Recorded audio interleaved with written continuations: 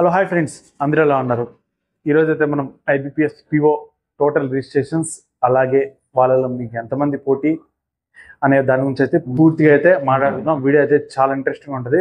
దయచేసి వీడియో మొత్తం చూడండి. అలాగే కొత్తగా చూసే వాళ్ళైతే మన ఛానల్ సబ్స్క్రైబ్ చేయండి. అలాగే మన వీడియోని అయితే లైక్ చేయండి. అలాగే ఈ ఇయర్ లాస్ట్ ఇయర్ కంపారిజన్ కూడా చేద్దాం. టోటల్గా ఏం సిచ్యువేషన్ అనే దాని గురించి అయితే మాట్లాడుకుందాం. దయచేసి వీడియోని మొత్తం చూడండి.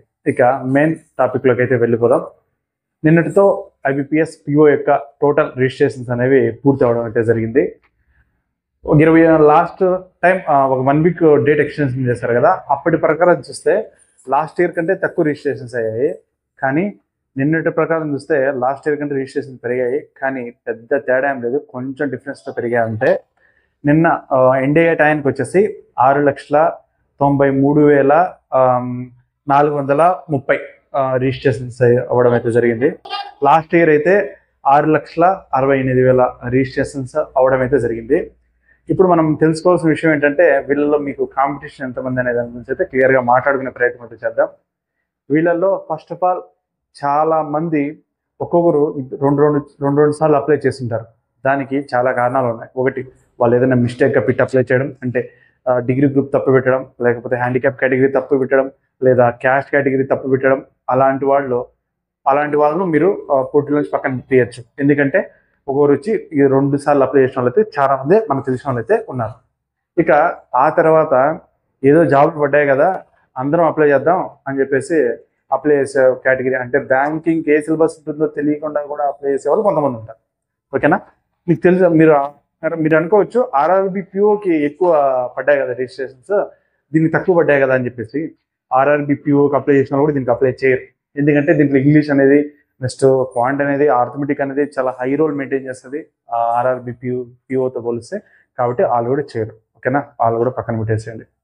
ఇప్పుడు మీకు రియల్గా కాంపిటీషన్గా చూసుకుంటే కొన్ని పెద్ద ఛానల్స్ అయితే చెప్తున్నాయి మీకు రియల్ కాంపిటీషన్ వచ్చేసి ఒక 2 lakhs మధ్య ఉండొచ్చు అని చెప్పేసి కొన్ని పెద్ద ఛానల్స్ అయితే చెప్తున్నాయి. నా అనాలిసిస్ ప్రకారం అయిన అప్లికేషన్స్ ప్రకారం దాంట్లోంచి తీసేయవలసిన అప్లికేషన్స్, ఉదాహరణకి చెప్పాను కదా, ఓవర్ 2 అప్లై చేయంటారు వాళ్ళని తీసేయాలి. ప్లస్ సబ్జెక్ట్ ఏదో తెలియకుండా కూడా అప్లై చేసింటారు వాళ్ళని తీసేయాలి. ప్లస్ ఫిలిమ్స్లోనే ఆగిపోతారు చాలా మంది. ఐబిపిఎస్ పిఓ ఫిలిమ్స్ కొట్టడం చాలా కష్టం, వాళ్ళని పక్క తీసేయాలి. మనకు రియల్ కాంపిటీషన్ ఎవరంటే మెయిన్స్ కూడా పాస్ అయ్యి ఇంటర్వ్యూకి తగిలే వాళ్ళతో తీసుకుంటే సంఖ్య అనేది చాలా తగ్గిపోతుంది. మెయిన్స్ వరకు వెళ్ళే వాళ్ళ సంఖ్య, అక్కడ పోటీ పడే సంఖ్య తీసుకుని చాలా వరకు తగ్గిపోతుంది. మినిమం ఫిలిమ్స్తో సహా ఫైట్ చేస్తారు ఎంతమంది అంటే దగ్గర ఒక 1.5 lakh.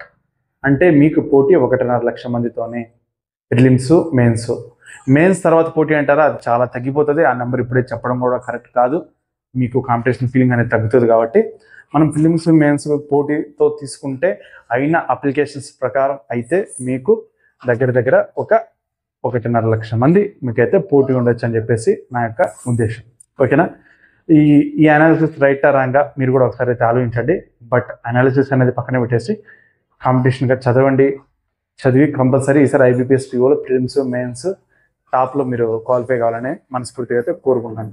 అలాగే సీనియర్స్ని అయితే రెగ్యులర్గా 2 days నుంచి అయితే రిక్వెస్ట్ చేస్తున్నాను. మెయిన్స్ గురించి ఏమైనా స్ట్రాటజీస్, ఐడియాస్ ఏమైనా ఇవ్వండి అని చెప్పేసి. చూసి గమనైపోతున్నారు. దయచేసి చూసి కింద మీ అమూల్యమైన అభిప్రాయాన్ని అయితే తెలియజేయండి. నేను పెట్టే స్ట్రాటజీ వీడియోకి అదైతే చాలా యూజ్ అవుతుంది.